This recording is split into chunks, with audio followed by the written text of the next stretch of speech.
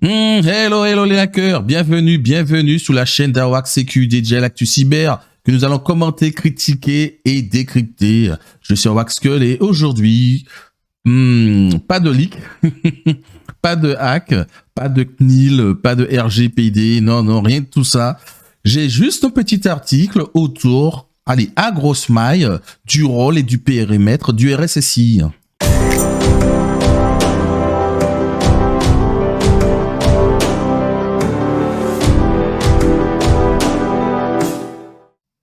Avant de parler du RSSI, petite news sur l'ANSSI qui a trouvé son nouveau directeur général en la personne de Vincent Strubel qui remplace Guillaume Poupard.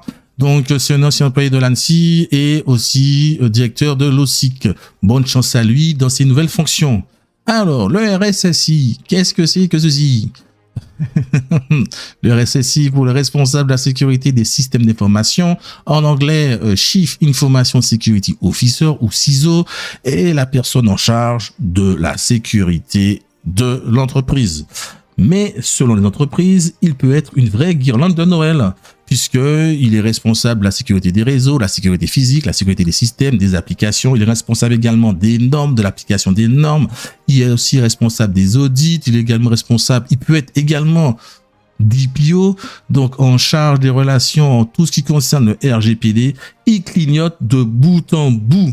Mais s'il a de la chance, il peut se voir attribuer une équipe d'ingé ou d'experts cyber. Ouh. Je vais raconter un peu ma vie. J'ai travaillé et je travaille d'une entreprise du CAC 40. J'ai été et je suis dans l'équipe du RSSI. Et dans ce genre d'entreprise, celui-ci dispose de ressources, que ce soit humaines ou financières. Mais ce n'est pas la majorité des RSSI. Et bien entendu, avec l'augmentation de la menace, l'augmentation des risques cyber, et bien le périmètre et le rôle du RSSI augmentent. Et oui. Donc, le réseau de cabinets d'audit, de conseil d'expertise comptable, KPMG, c'est une entreprise qui fait partie du Big Four, Deloitte, EY et PwC. Donc, a publié les résultats de son enquête mondiale sur la cybersécurité intitulée Cybertrust Insigne, à laquelle 1881 cadres ont participé. L'étude montre la maturité globale en matière de cybersécurité. Donc, celle-ci s'améliore, ce qui se traduit par une montée en puissance du rôle du RSSI. Des progrès restent à faire cependant pour faire de la cybersécurité un vrai levier de confiance qui contribue à la compétitivité d'entreprise. En effet, les équipes cyber ne sont pas uniquement des personnes qui sont là pour emmerder les métiers. Le business, ils peuvent également permettre de construire et de faire gagner du pognon, du brousouf. Sur l'étude de KPMG, la plupart des entreprises sont conscientes d'être davantage exposées, notamment en raison des interdépendances au sein de l'écosystème numérique. Eh oui, donc dans une entreprise, on peut avoir une usine connectée à une filiale dont le SC est connecté à la maison mère, qui est connecté à un sous-traitant, qui lui est connecté à un produit en cloud. Un écosystème vaste. Donc, ainsi, 6 répondants sur 10 admettent que leur chaîne d'approvisionnement, donc la supply chain, les rend plus vulnérables aux attaques cyber.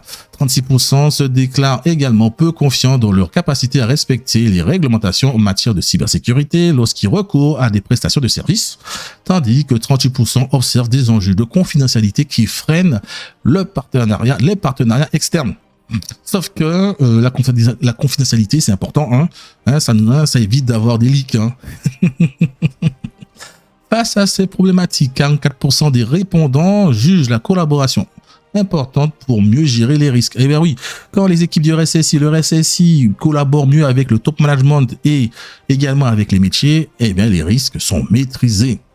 Pour 77%, accroître la confiance des différentes parties prenantes figure également dans les priorités en termes de gestion des risques. Parmi les enseignements notables de l'étude figure également la portée de plus en plus large du rôle du RSSI. De nombreuses organisations font d'ailleurs évoluer en nommant des directeurs de la cybersécurité. 58% des sondés indiquent ainsi que la relation entre les RSSI et les conseils d'administration est caractérisée par un haut degré de confiance. Oui, il vaut mieux. Le taux de management en est conscient. Interrogé sur les différentes missions relevant du périmètre du RSSI, telles la gestion des conformités, des données, la protection des systèmes de données, la mise en œuvre des technologies protégeant les actifs de l'IT, l'investigation des cyberincidents, la limitation de leur impact, les répondants jugent majoritairement l'action de ces derniers efficace. Oui. C'est efficace malgré le fait que, en gros, vous êtes un vrai sapin de Noël. Hein. Il gère tout, tout la sécurité, c'est pour sa pomme. Toutefois, un sondé sur deux estime que la dimension stratégique du rôle n'est pas encore suffisamment reconnue dans l'organisation. Et ça, c'est important. En gros, en fait, les mecs, les RSSI, ils ont beaucoup de missions, ils doivent travailler sur plusieurs aspects de la cybersécurité et pourtant, eh bien, le rôle n'est pas suffisamment reconnu dans certaines organisations. Et oui, donc, selon ce que les votants disent, là, on peut faire dire aux chiffres ce que l'on veut, mais les entreprises ont pris conscience des risques, les entreprises ont pris conscience de l'effort, et pourtant, on a quand même certaines fois un manque de reconnaissance. Et cela a aussi un revers de médaille, puisque déjà en 2021, le RSSI était parmi les fonctions les plus stressantes au niveau, on va dire, de la cybersécurité. Hein. Donc, la cybersécurité est réputée pour être un domaine stressant. Mais oui. Une étude menée par le club des experts de la sécurité de l'information et du numérique, le CISIN, et la société de services spécialité Advance vient d'appuyer cette perception par les chiffres. Et oui. Et ceux-ci sont plutôt inquiétants. Alors que c'était en 2021, je répète. Hein. En effet, sur 330 membres du CESIN qui se sont prêtés à l'étude, réalisée avec le concours d'un coach et d'un médecin oncologue, 61% ont un niveau de stress susceptible d'avoir des conséquences néfastes sur la santé. Et là, on parle de ça en 2021. Et pourtant, en 2022, on monte d'un cran, puisque là, maintenant, on parle de burn-out. Et oui, beaucoup de RSSI sont burn-out. Hein. Donc, une étude anglo-saxonne a été réalisée sur 300 RSSI basés aux États-Unis et au Royaume-Uni. Et le constat est sans appel. Les RSSI travaillent en moyenne 11 heures de plus chaque semaine par rapport à ce que prévoit leur contrat. 10% travaillent même entre 20 et 24 heures de plus par semaine. Et oui, parce que les hackers, les cyberattaquants, eux, ils prennent pas de vacances. Hein. C'est du 24/7, ces messieurs. Donc, l'étude a en outre révélé que 42% des RSSI ont manqué les vacances, comme Thanksgiving ou Noël. 40% des congés en famille, et à cause du travail. Et oui, donc 40% manquaient les congés en famille à cause du travail. Et 59% d'entre eux déclarent avoir du mal à toujours se déconnecter du travail une fois la journée de job terminée en raison du stress. Donc, où allons-nous en 2023 ? On ne sait pas pour cette fonction, mais il faut savoir que cette fonction a aussi beaucoup, je dirais, de stress, comme je disais, en fait. Et il y a un autre gros revers de la médaille, c'est que il y a beaucoup de comptes à rendre. Alors, dans une de mes vidéos précédentes, désolé, j'avais parlé de l'affaire Equifax. Donc, Equifax, une société de crédit américaine qui avait vu les données de 150 millions d'Américains dans la nature.